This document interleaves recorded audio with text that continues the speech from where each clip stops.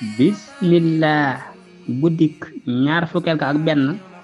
ku ci julli ñeenti rakaa bu ci nekk nga jàng ca fatiha benn yoon ak xulallaahu ahad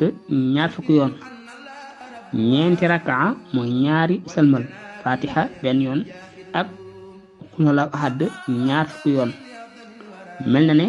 ku moomoon adduna li ci biiram ba noppi nag dundale ko ci yoon yàlla muy def ko ci yoon yàlla mel na ne it ku jàng at tawreetu ba mu jeex